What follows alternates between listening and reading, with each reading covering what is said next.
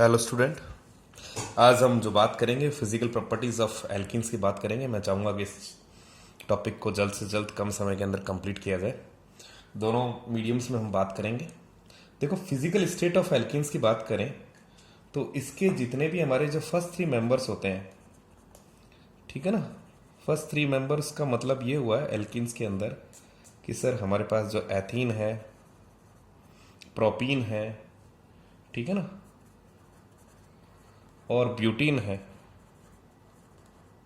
वो सारे एक तरह से, देखो हम बात किसी कर रहे हैं स्टेट की, कलर की और स्मेल की। तो ये सभी जो फर्स्ट थ्री मेंबर हैं हमारे पास, वो एक तरह से कलरलेस, ओडरलेस गैस है। ठीक है, हम जो फर्स्ट थ्री मेंबर की बात की है हमने कि सर इसके फर्स्ट थ्री मेंबर हमारे पास प्रोपेन, ब्यूटेन, कल, ये सब रंगहीन गंधहीन गैस है। ठीक है, और अगर हम इसके आगे चलें, नेक्स्ट हमारे पास जो C5 से लेकर C18 तक जो चलें, वो सारे लिक्विड्स हैं। ठीक है, और 18 के बाद जो हमारे पास आता है, यानी कार्बन 18 से ऊपर वाले जितने भी कंपाउंड हैं, वो हमारे पास वैक्सी सॉलिड्स के अंदर आते हैं। ठीक है, सॉलिड्स के अंदर आ जाएंगे। अगर हम जैसे स्मेल की वगैरह बात करें, देखो हमने देखा गैस, लिक्विड, सॉलिड, तो एक चीज तो क्लियर है कि जैसे जैसे आणविक द्रव्यमान में वृद्धि होती है, वैसे वैसे अंतराणविक आकर्षण बलों में भी वृद्धि होती है। With the increase of molecular weight there is always increase in intermolecular force of attraction. दूसरी अगर हम बात करें सर स्मेल वगैरह की, तो देखो इसके अंदर जो हमारे पास एथीन है, वही एक प्लीजेंट स्मेलिंग है। प्लीजेंट का मतलब होता है अच्छा, अच्छे लगने वाली, pleasant smell.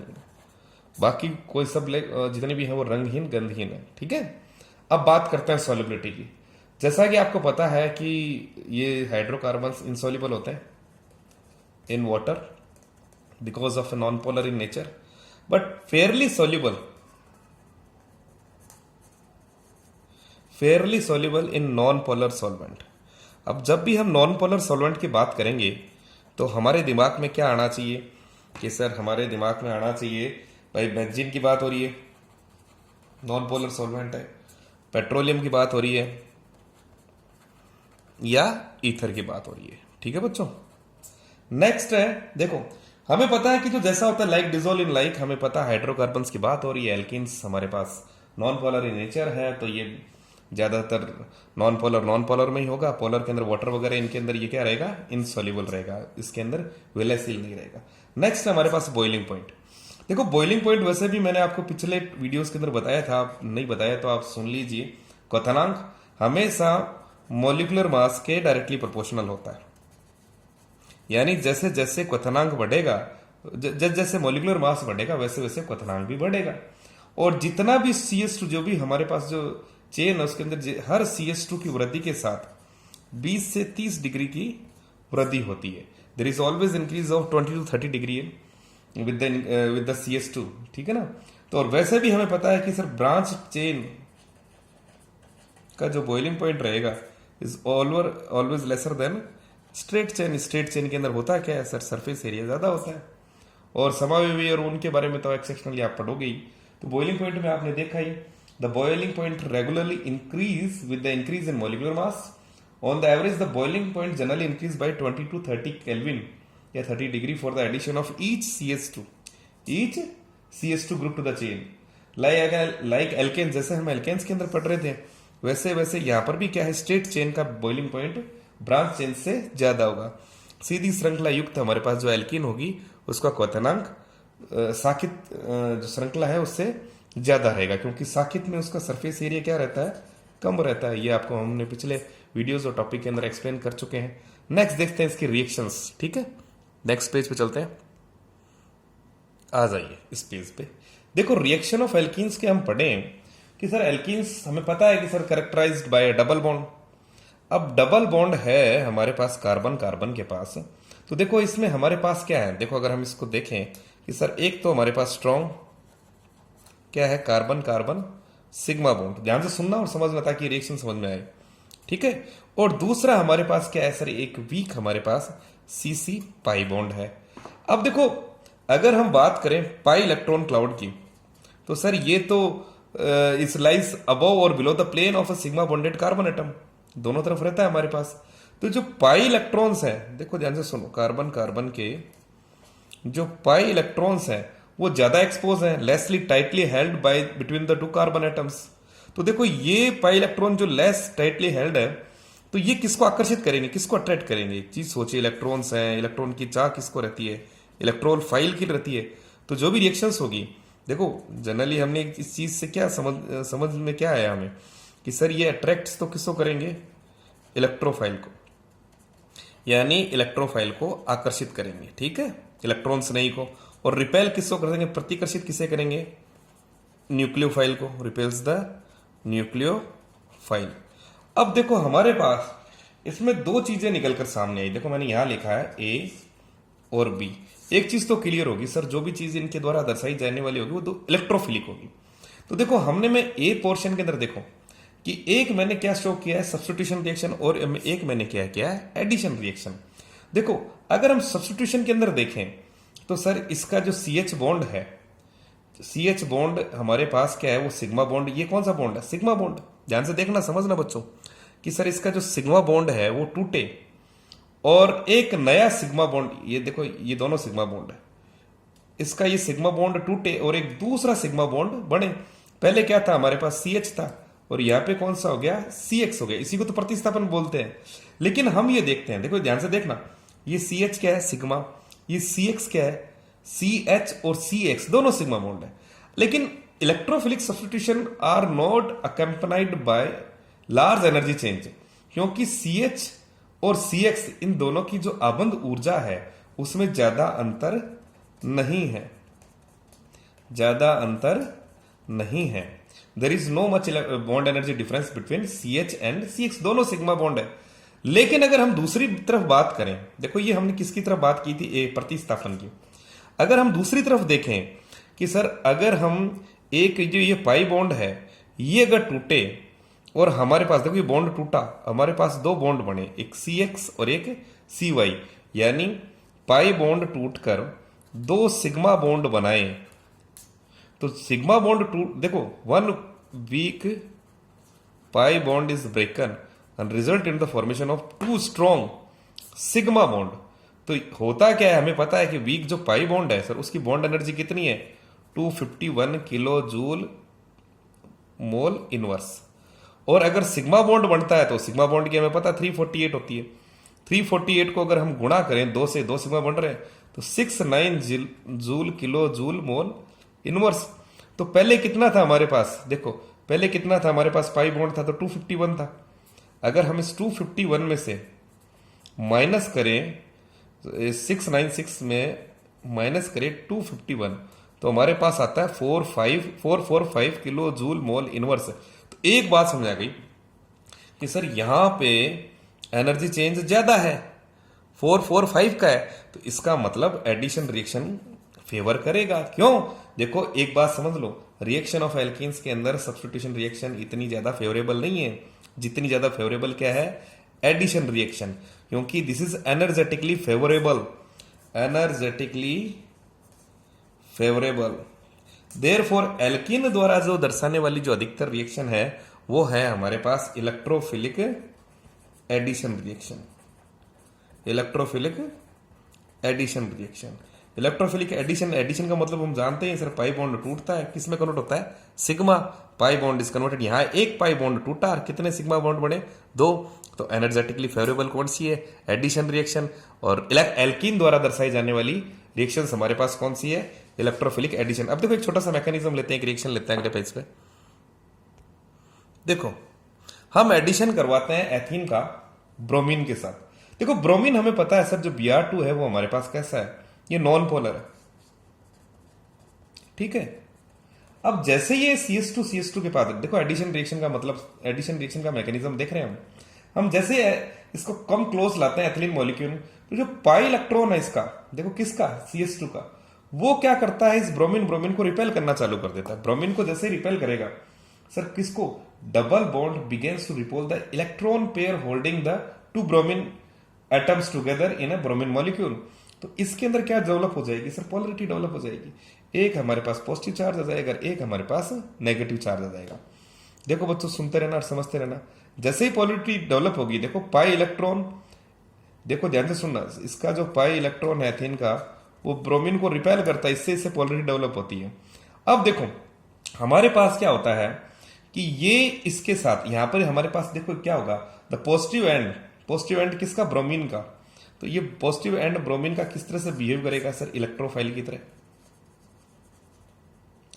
And attracted by the pi electron, इससे अट्रैक्ट होना चालू हो जाएगा और हमारे पास एक पाई कॉम्प्लेक्स बना लेगा। ध्यान से सुनना, CS2 डबल बॉन्ड CS2 और there is a formation of A Br positive charge, ये Br हमारे पास नेगेटिव चार्ज, एक तरह से हमारे पास पाई कॉम्प्लेक्स। देखो पाई कॉम्प्लेक्स क्या होता है, कई बार वर्ड बच्चे कंफ्यूज रहते हैं।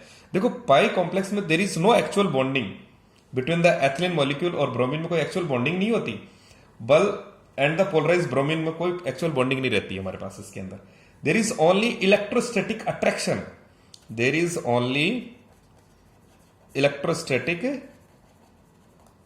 अट्रैक्शन, ठीक है, इलेक्ट्रोस्टैटिक अट्रैक्शन। तो देखो अब होता क्या है कि सर ऑब्वियसली इसमें भी पोलराइजेशन Br अटैच हो जाएगा, तो हमारे पास फॉर्मेशन हो जाएगी CS2 यहां Br अटैच हो गया, तो यहां पर जो अटैच हुआ है इसका मतलब यहां पे कौन सा चार्ज था, इसके पास नेगेटिव था, अब यहां पे चार्ज कौन सा रहेगा, पॉजिटिव। दूसरा हमारे पास जो मॉलिक्यूल है वो कौन सा होगा, Br माइनस, जो कि न्यूक्लियोफाइल है, ये यहां अटैच हो जाएगा और हमारे पास एक तरह से 1,2 डाइब्रोमो CS2 Br और एक Br इधर लिख दो, ये मैंने अटैच कर दिया, ठीक है ना। तो 1,2 डाइब्रोमो इथेन हमें इस रिएक्शन में, इलेक्ट्रोफिलिक एडिशन रिएक्शन में प्राप्त हो जाता है। मेरे हिसाब से आपको ये पूरी समझ में आया होगा, CS2 ये Br, ठीक है। तो देखो यहां there is a formation of pi complex. अब देखो, अब कुछ केमिकल रिएक्शंस देखते हैं। ये तो हमने एक मैकेनिज्म देखा, इलेक्ट्रोफिलिक एडिशन रिएक्शन होती कैसे है। There is a formation of pi complex, बड़ा सिंपल था कि हमारे पास पोलरिटी डेवलप हुई। अब इसके अंदर सर जो पॉजिटिव पार्ट है, negative part attach to the positive part, और हमारे पास इस तरह से मैकेनिज्म हो जाता है। अब केमिकल रिएक्शंस देखते हैं हम एडिशन।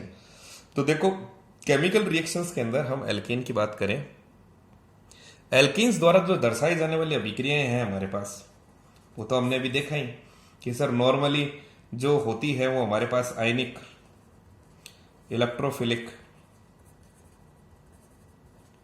एडिशन रिएक्शंस होंगी, ठीक है।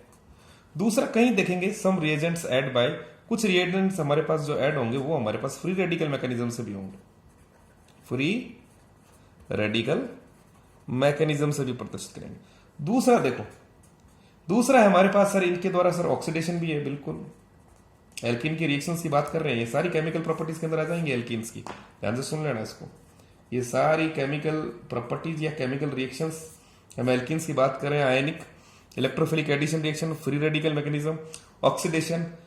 नेक्स्ट है हमारे पास ओजोनोलाइसिस, और द लास्ट वन हम पढ़ सकते हैं polymerisation according to the NCERT syllabus. तो देखो ये रिएक्शंस है जो इनके द्वारा शो की जाती है। अब देखते हैं, पहली रिएक्शंस तो आपको वैसे ही पता है सर कौन सी, तो देखो मैं बताता हूं कि अगर हम एडिशन रिएक्शन ऑफ एल्कीन की बात करें, एडिशन रिएक्शन ऑफ एल्कीन की बात करें, हमने एल्केन की प्रिपरेशन पढ़ा था sir, addition of a dihydrogen, addition of dihydrogen. तो हमें पता है कि सर जितने भी हमारे पास सिमेट्रिक एल्केन ले लो, चाहे कोई सा भी ले लो सर, S2 की निकल, प्लेटिनम, पैलेडियम, इनकी उपस्थिति में अगर कैटालाइटिक हाइड्रोजनेशन करवाएं तो हमारे पास फॉर्मेशन होती है एल्केन की। ये लो सर, पहली रिएक्शन तो हमें पता है, एडिशन रिएक्शन ऑफ एल्कीन। ऐसे ही हम देखो यहां पर हमने बात की addition reaction, addition of a dihydrogen, addition of a dihydrogen to unsaturated hydrocarbon, alkenes या alkynes are in the presence of a catalyst is known as catalytic hydrogenation, catalytic hydrogenation है। अब देखते हैं नेक्स्ट, हमारे नेक्स्ट पेज पे addition of halogen देख लेते हैं। देखो एडिशन ऑफ अ हेलोजन के अंदर, अभी थोड़ी देर पहले भी हमने एडिशन ऑफ हेलोजन ही किया था। तो देखो एडिशन ऑफ हेलोजन H2, मैंने हेलोजन को इस तरह से लिखा, शायद आपको समझ में आ गया होगा। CS2 double bond CS2 plus Br2, solvent हम CCl4 ले रहे हैं, हमारे पास फॉर्मेशन होती है CS2Br यानी 1,2 डाइब्रोमो एथीन की। इस तरह की जो रिएक्शंस है उसके अंदर जो सबसे ज्यादा रैपिडली तो होती है, जो रिएक्टिविटी ऑर्डर रहता है हमारे पास F2Cl2Br2 एंड I2। यहाँ पे जो F2 है हमारे पास ये बड़ा रैपिडली रिएक्ट करता है, और I2 के साथ अगर हम रिएक्शन करवाएं तो हमें वैसे भी टेम्परेचर थोड़ा सा हायर लेना पड़ता है, ठीक है। नेक्स्ट देखते हैं।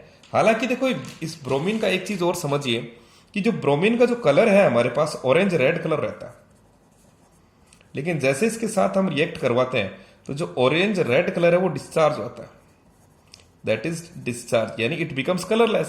तो एक तरह से अगर हम ये देखें कि सर ये सिंस डाइब्रोमाइड जो भी है हमारे पास, ये जो प्राप्त हुआ है दिस इज कलरलेस, तो एक तरह से ये reaction is use for the test of unsaturation.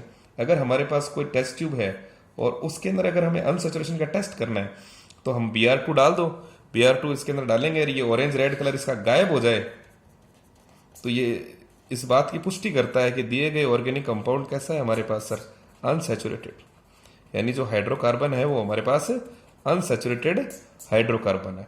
तो this is all about addition of a halogen. Next देखते हैं हम, नेक्स्ट है sir addition of halogen halide. Halogen halide, तो देखो HS का जो ऐड करेंगे, तो देखो मैं बताऊं आपको सर, हमारे पास ये कार्बन डबल बॉन्ड और HX ट्रांस एडिशन होता है, इसमें ट्रांस एडिशन, तो हमारे पास सर H इधर ऐड हो गया, ये X इधर हो गया। यानी सर कहना क्या चाह रहे हो सर, बड़े सिंपल सी बात है कि अगर हमारे पास कोई भी एथीन का मॉलिक्यूल ले और हम अगर हेलोजन हलाइड की रिएक्शन करवाएं, जैसे मैंने HBr लिया, तो हमारे पास फॉर्मेशन होगी CS3CS2Br, यानी एक जैसे अगर इसमें जैसे पोलराइजेशन होता है नेगेटिव पार्ट और ये पॉजिटिव पार्ट, हमें पता है ये जो पार्ट है हमारे पास, ये हमारे पास नेगेटिव हो गया और ये पॉजिटिव हो गया। ये पॉजिटिव और नेगेटिव का निर्धारण इनके इलेक्ट्रोनेगेटिव के आधार पर किया जाता है। तो देखो ये तो हमारे पास क्या था, देखो अगर हम इसका मैकेनिज्म देखें, थोड़ा सा मैकेनिज्म भी समझ लेते हैं। तो देखो मैकेनिज्म क्या है, हाँ देखो ये जो मैकेनिज्म है हेलोजन एसिड का, हेलोजन हलाइड का जो जोड़ने वाला, तो the like the addition of halogen, जैसे हमने हेलोजन की बात की, addition of halogen halide to alkene is also electrophilic है। तो देखो यहां जो HBr है वो टूट के हमारे पास H प्लस Br माइनस दे रहा है। और वैसे मैंने आप लोगों को बताया, देखो स्टेप फर्स्ट देखिए, यहाँ पे इलेक्ट्रोफाइल कौन है, दिख ही रहा है सर, H प्लस इलेक्ट्रोफाइल है, और हमें पता है एल्कीन द्वारा प्रदर्शित की जाने वाली अभिक्रियाएं कैसी होती है, इलेक्ट्रोफिलिक एडिशन। तो हमारे पास CS2 डबल बॉन्ड CS2, हालांकि ये जो मैंने लिया है ये किस तरह के एल्कीन लिए मैंने, सिमेट्रिकल एल्कीन। सिमेट्रिकल एल्कीन और एनसिमेट्रिकल यानी सममित एल्कीन और असमित एल्कीन को समझना बड़ा आसान है। अगर दोनों तरफ प्रतिस्थापी समान है तो उसको सिमेट्रिकल एल्कीन कहते हैं, दोनों तरफ प्रतिस्थापी समान नहीं है तो उसको असमित एल्कीन कहते हैं। जैसे मैं ये कह दूं CH3CH डबल बॉन्ड CS2, तो अगर इसको देखोगे आप, यहां इधर तो मैथिल है इधर नहीं है, तो इसका मतलब ये अनसिमेट्रिकल है, ठीक है बच्चों। अब देखो इधर देखिए CS2 double bond CS2 plus H plus, हमारे पास फॉर्मेशन होती है कि एक तरफ जैसे अगर मैं इसमें करूं सर ये नेगेटिव इधर लिया हूं, ये नेगेटिव इधर चले जाऊं, ये इधर लिया हूं, तो इससे पॉजिटिव आ जाएगा, या ये इधर लिया हूं, तो देखो जहां आप लाना चाहो यहाँ नेगेटिव आ गया तो यहाँ पॉजिटिव, तो ये हमारे पास CS3, क्योंकि ये H कहाँ अटैच हो जाएगा यहाँ, क्योंकि यहाँ पे नेगेटिव है ये पॉजिटिव, CS3 CS2 प्लस, ठीक है। तो ये हमारे पास कार्बोकेटाइन। ये स्टेप 2। नेक्स्ट स्टेप में देखिए सर, फर्स्ट स्टेप के अंदर तो हमने क्या देखा कि हमारे पास सर ये एडअप होता है, और स्टेप सेकंड के अंदर न्यूक्लियोफिलिक अटैक, ठीक है। ये जो पहला स्टेप है ये बड़ा स्लो स्टेप है, नेक्स्ट स्टेप जो न्यूक्लियोफाइल का अटैक होता है वो हमेशा फास्ट स्टेप होता है यहाँ। तो यहाँ हमारे पास CS3 CS2 प्लस, और नेक्स्ट हमारे पास क्या था Br माइनस, ये लो CS3 CS2 Br, ठीक है। अब देखो 19 मिनट का वीडियो हो चुका, इसके अंदर हम अनसिमेट्रिकल में हेलोजन हलाइड का एडिशन कैसे होता है, मार्कोनिकॉफ रूल क्या होता है, एंटी मार्कोनिकॉफ रूल क्या होता है, ये हम नेक्स्ट वीडियो में करेंगे, डिटेल में करेंगे। मेरे हिसाब से अभी तक जो मैंने आपको फिजिकल प्रॉपर्टीज ये बताया, और मेरे चैनल को सब्सक्राइब जरूर करें ताकि मैं इस तरह की वीडियोस और बनाता रहूं, और कोशिश करूंगा कि आपको ये सब कुछ समझ में आए। आप इसको अच्छी तरह देख लीजिए, मैंने अपना हाथ हटा लिया है। ठीक है बच्चों, थैंक यू।